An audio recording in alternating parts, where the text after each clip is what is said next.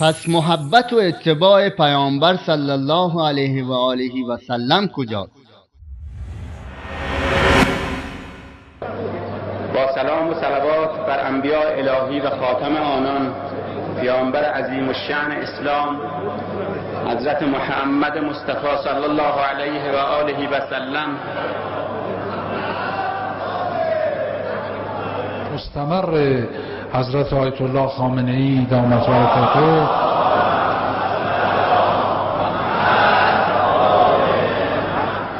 حضرت محمد مصطفی صلی الله علیه و آله و سلم. حضرت آیت الله خامنه‌ای دامت برکاته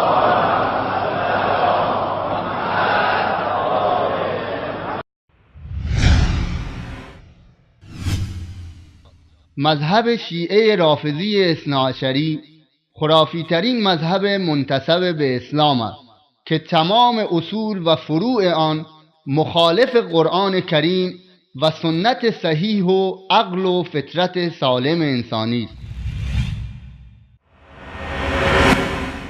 گفت که این آقا یعنی مقام اعظم رهبری وقتی میخواست از بدن مادر خارج بشه گفت یا علی.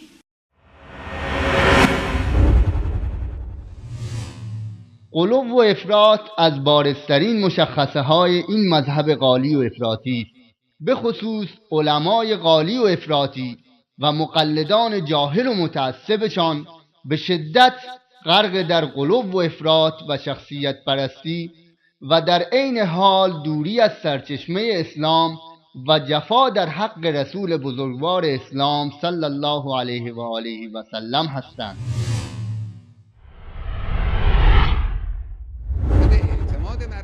راه نورانی قرآن و سنت را در پیش گیرید و از بردگی برای شیاطین انس و جن خود را برهانید.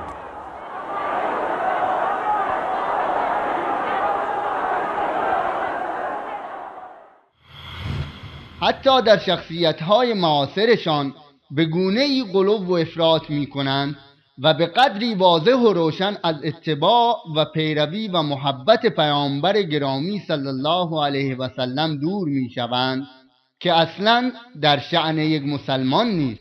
از بارزترین علامات و نشانه‌های این غلو و افراط را می‌توانید در فرق بین صلوات، یعنی اظهار محبت نسبت به یک روحانی عادی امروزی مثلا ولی فقیه، با صلوات و اظهار محبت نسبت به پیامبر گرامی صلی الله علیه و سلم ملاحظه فرمایید. دقت کنید که در یک مجلس و فقط در فاصله چند دقیقه چه اتفاقی می‌افتد.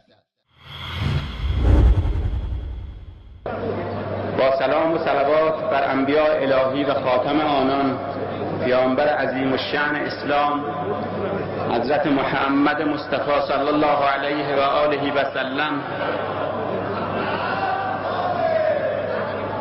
مستمر حضرت آیت الله خامنه‌ای دامت برکاته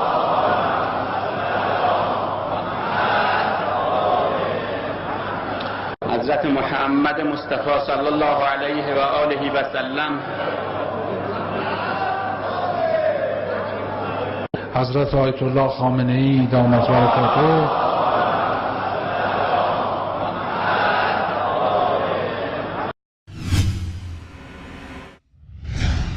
يا أهل الكتاب لا تغلوا في دينكم ولا تقولوا على الله إلا الحق. ای اهل کتاب، در دینتان غلو و زیاده روی نکنید و نسبت به پروردگار جز سخن حق نگویید.